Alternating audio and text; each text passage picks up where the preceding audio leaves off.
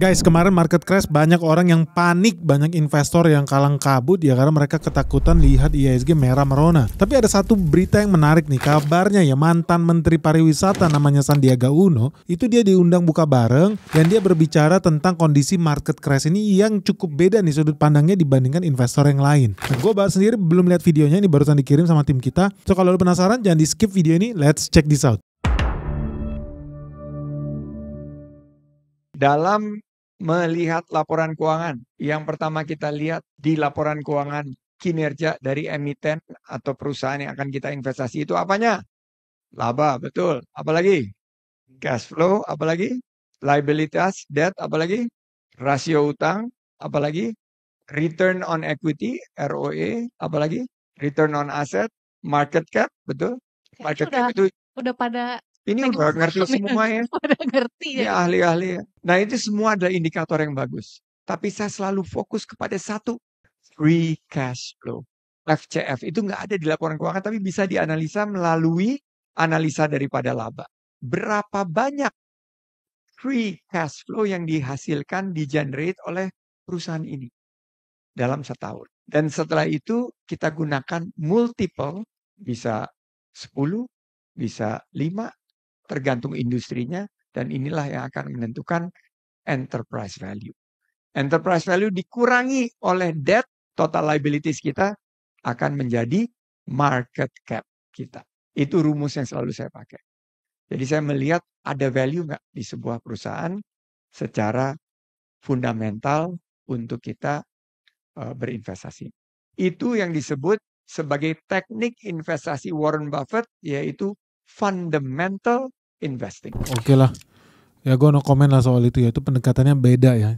Benjamin Graham beda, Warren Buffett beda, Charlie Munger beda, Peter Lynch juga beda, gue juga beda. Tapi satu hal yang gue suka sih ya dari banyak yang dia bilang itu betul. Soal fundamental investing kita perlu namanya ROA, ROE, terus perlu lihat debt, liability-nya, kita perlu lihat asetnya, market cap-nya dan lain sebagainya. Itu betul-betul penting. Makanya gue berulang kali bilang buat teman-teman, lu sebelum masuk ke dunia saham, terjun ke dunia saham, ya better lu belajar dulu lah tentang apa sih sebetulnya investasi yang benar. Karena gue kaget banget ngeliat ada orang mantan forex gitu ya, tiba-tiba masuk ke saham, zong boncos, gue bingung, emang lu gak baca dulu apa laporan keuangannya? Terus dia bilang buat apa baca laporan keuangan? Yang penting grafiknya membentuk pola palu hammer, palu gada, palu Hanuman atau whatever lah, bintang-bintang di langit, gak jelas. Terus ya itu bukan investasi lah, itu namanya judi lah, karena lu cuma lihat pricing. Kan yang di tagging jadi bintang-bintang itu kan cuman price. Tapi yang paling benar seorang investor ya melihat fundamental ya, melihat bisnisnya, melihat perusahaannya itu. Ya salah satu metode yang dibilang sini gimana caranya ngukur enterprise value-nya. Bisa benar bisa enggak ya tergantung sekali lagi industrinya. Ada beberapa industri yang menurut gue bahkan itu enggak penting. Bahkan lebih penting gimana caranya dia bisa growth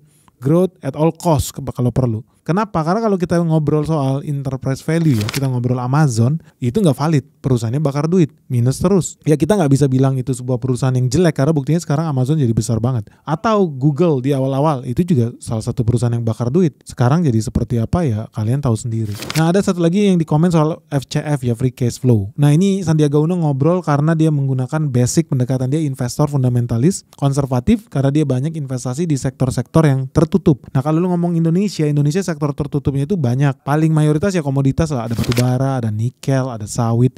Nah itu banyak dan itu penting. Kalau lu ngomong perusahaan kayak Sinarmas, lu ngomong orang tua, lu ngomong grup Salim, itu selalu orang suka ngomongin FCF, free cash flow. Yes, betul. Karena bisnisnya bisnis tradisional. Bisa nggak diukur pakai itu? Bisa. Tapi kalau lu ngobrol soal bisnis yang berhubungan dengan teknologi, not so much. Ada different kind of metrics yang really matter. Jadi contohnya misalkan WhatsApp sempat punya valuasi ketika diakuisisi, nilainya di atas $1 billion.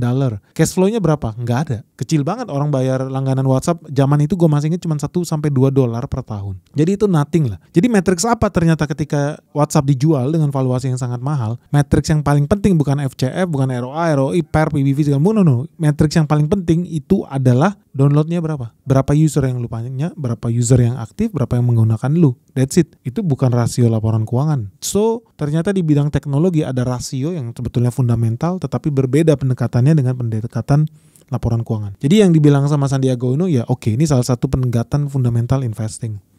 Next. Saya sekarang ingin mendorong bahwa EBITDA atau laba itu mungkin satu hal, tapi cash is king. Makanya free cash flow itu adalah penentu daripada nilai perusahaan yang akan kita investasikan. Saya ingin juga teman-teman kenali perusahaan yang akan Anda investasi. Coba produknya. Yang suka tolak angin, pasti suka sahamnya. Sido muncul. Yang suka makan Indomie, nggak salah. Kita selain konsumsi Indomie juga punya sahamnya, Indofood. Ya, itu salah satu hal juga yang berulang kali gue ajarin ya di sekolah saham Benix tentang gimana lu mengidentifikasi saham-saham yang bagus atau tidak, salah satunya dengan experience-nya. Jadi contoh misalkan, gue suka bingung ya sama orang, ada salah satu bank Himbara lah. Dia nyariin Ben beli saham itu kayaknya bagus, harganya lagi murah. Terus gue tanya, lu buka tabungan gak di sana? Enggak. Lu aja nggak nabung di situ, ngapain lu beli sahamnya? Realistis aja lah, gitu loh. Lu jadi nabung di mana? Dia sebutnya salah satu bank swasta warna biru. Ya kalau gue jadi lu, gue lebih pilih tabung situ. Lu aja percayakan duit lu di situ. Aneh juga kalau lu nggak percayakan saham malah ke bank lain yang lu tidak nabung di situ. Kalau gue jujur nggak suka sama bank yang satu itu karena udah pelayanannya jelek, lambat, kita tellernya sering kosong. Jujur aja lah, gue yang pengalaman gue yang sangat-sangat menyedihkan ya, berinteraksi dengan bank-bank yang hubungannya dengan aduh, amit-amit itu lamanya bukan main guys, bukan main, luar biasa. Aduh, untung aja gue masih diberikan kesabaran ya, kalau enggak gue hire Osama bin Laden beneran asli, ngantri sampai keluar-luar, sampai dibikin kursi di luar gedungnya itu, teller yang buka cuma 1-2 biji, yang bener aja loh. Itu realita lah, gue kesel banget asli. Makanya kalau disuruh beli sahamnya gue najis, jujur aja najis gue. Dikerjain kayak apa, kita customer loh padahal. Tapi ya itu realitanya. Dan salah satu contohnya juga dibilang lu cobain produknya, itu penting. Peter Lynch bilang dia sempat cuan gede loh dari saham yang jualan stocking. Taunya dari mana? Dari istrinya. Istrinya datang bilang, gue baru beli stocking baru, bagus, murah, kualitasnya bagus, dan hebatnya jualnya bukan di tempat stocking loh, bukan di tempat bagian bajunya. Terus di mana? Stocking ini dijual justru di tempat sayur mayur. Lu bayangin di tempat sayur mayur. Ibu-ibu kalau belanja ke tempat sayur mayur, lihat stocking itu diambil satu, ambil satu, ambil satu. Ini salah satu pendekatan bisnis yang unik nih. Jualan stocking tapi di tempat sayur mayur. Cuan gede, multi-bagger Peter Lynch itu. So that's a good thing. Nah ini beberapa hal makanya gue suka bilang yang wajib kita lakukan sebagai seorang investor. Ini sebenarnya ilmu dasar. Makanya teman-teman yang mau belajar investasi, gue sarankan segera bergabung di Sekolah Saham Benix. Kalau bingung, daftar di bawah ini www.sekolahsahambenix.com. So, gue setuju dengan yang dibilang di sini. Kalau bisa, memang udah pernah coba produknya, lu nyaman, lu happy, lu cek valuasinya murah, diskon, klop, jadi jalan. Bagus nggak? Bagus. Next. Karena saya berinvestasi sangat jangka panjang, saya tidak melihat investasi itu harian. I'm not a day trader. I don't day trade. Saya tidak beli saham dalam konsep harian atau mingguan, tapi saya lihat dalam konsep yang sangat jangka panjang. Makanya dari total aset yang saya miliki itu hanya 40% di saham. Karena setiap beli saham taruh di laci. Istilahnya waktu dulu saham masih bentuknya kertas. Nah kan sekarang scriptless. Saham taruh di account aja. Tapi beli perusahaan-perusahaan yang punya fundamental. Tadi Pak Nur bilang buy the future ya Pak ya. Buy the future. Cari perusahaan-perusahaan yang punya masa depan yang cerah.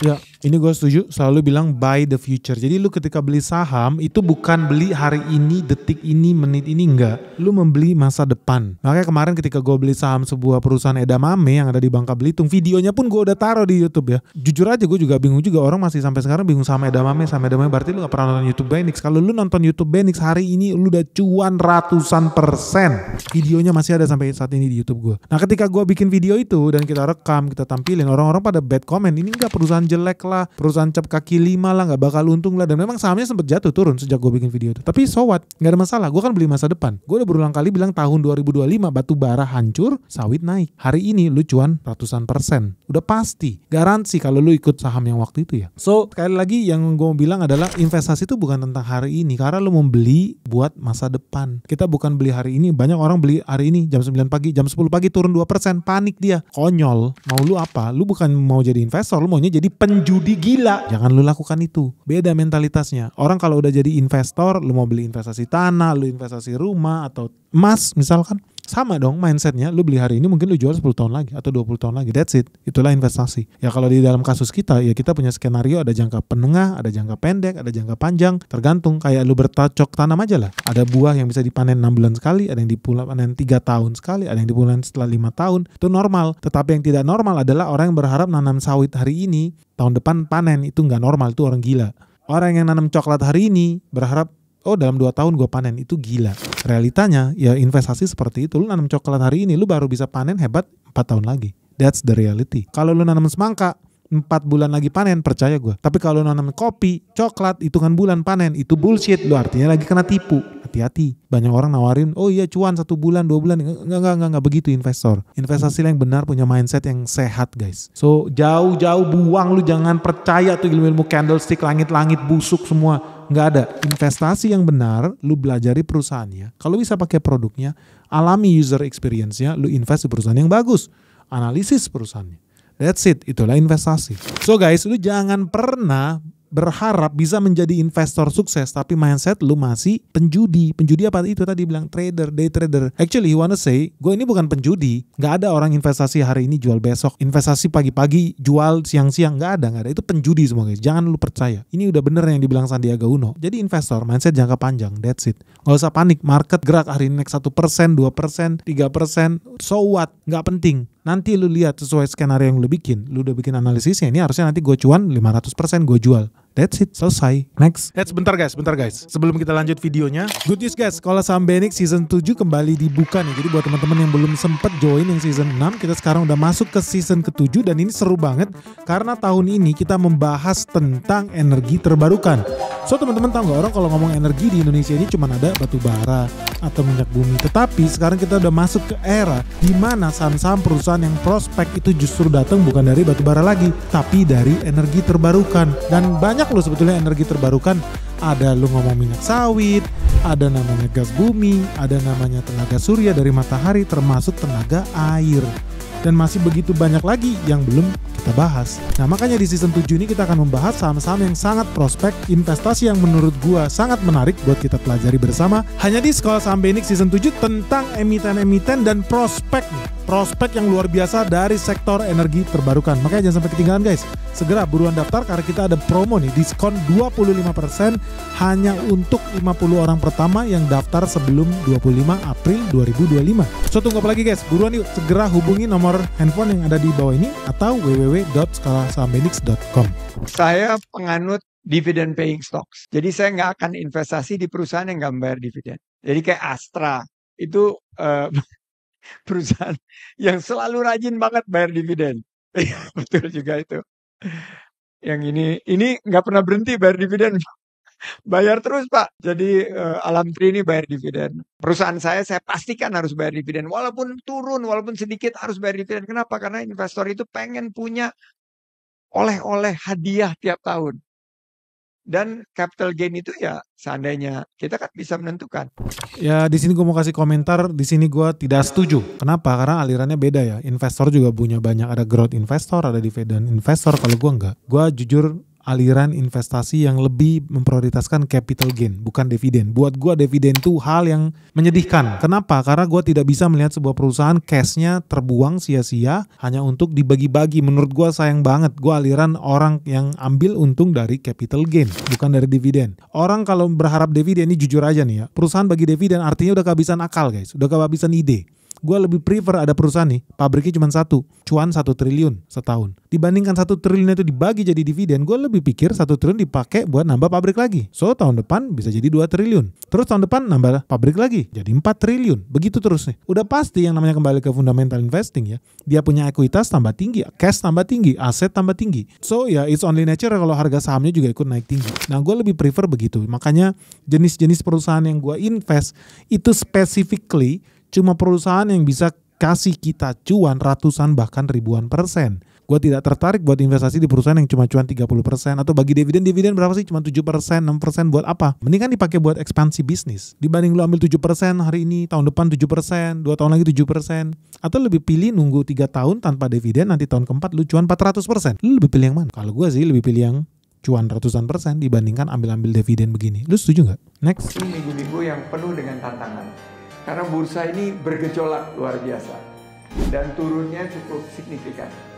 Sebenarnya kalau timing, ini adalah timing yang paling bagus untuk masuk di investasi di saham.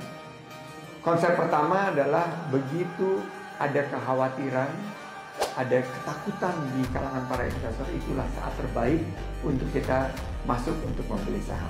Karena biasanya sukses yang paling utama, paling dirasakan itu adalah kalau marketnya lagi turun, dan akan bisa bergerak naik ke depan. Oke, jadi dia mau bilang saatnya paling bagus buat beli ketika crash. Di situ gue setuju. Tetapi apakah dia bilang sini saatnya momen untuk borong? Menurut gue tidak. Kenapa? Karena udah berulang kali gue bilang ya, ini kita belum bottom. Jadi crash ini bakal terus berlanjut. Itu sangat gue yakini. So kalau dibilang apakah bagus beli saham ketika crash? Bagus. Gue salah satu orang yang menikmati ketika COVID. Banyak saham diobral murah, gue cuan gede. So gue sangat-sangat setuju karena gue udah berpengalaman dengan itu. Tapi saat ini kita belum di bottom. Dan lu akan saksikan ya, ramalan gue bahwa IHSG bisa turun ke 5.000-an. Let's see. Kalau lu gak percaya, let's see. Dan kita akan buktikan bahwa IHSG itu belum bottom. Ingat, gue melihat masih akan ada blunder-blunder yang dilakukan oleh para pemilik langit.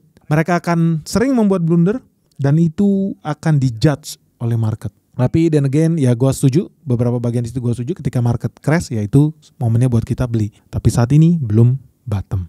Ingat ya, sekali lagi yang mau dibilang sama si Sandiaga Uno, dia mau bilang gini, buy when there is blood on the street. Saat ini belum ada blood on the street guys. Lu udah tahu dong quote siapa itu. Dan itu representasi dari kekuatan asing yang akan masuk memporak-porandakan market yang ada di bursa saham Indonesia. That's the reality. So anyway, menurut kamu gimana guys? Kamu setuju nggak dengan apa yang dikatakan oleh Sandiaga Uno di sini mengenai fundamental investing? Bahwa sebaiknya investasi itu buat mindset masa depan, jangka panjang, bukan cuma mindset trading harian. Lu setuju nggak sama Sandiaga Uno? Ngapain beli saham pagi-pagi, jual sore, beli hari ini, jual besok? Menurut lu itu gila nggak? Menurut lu itu tolol nggak? Jujur aja lah. Itu investor apa penjudi? So lu lebih setuju nggak mindset seorang penjudi alias trader saham atau mindset investor seperti Sandiaga Uno? Menurut lu mana yang paling benar? Dan kembali ke soal market crash, lu setuju nggak sih market crash ini sudah bottom atau jangan-jangan masih dalam perjalanan menuju bottom? Ditunggu ya guys, gimana komentar kalian? Semoga video ini bermanfaat. Salam sehat, salam cuan, bye-bye. Hai Sobat Investor, kalau kamu tertarik dengan konten-konten seperti ini dan ingin tahu lebih dalam lagi tentang Benix, yuk ikuti sosial media kita yang lain seperti beranda Facebook kita di @benix atau ikuti juga Instagram kita di @benix.official. Ditunggu ya.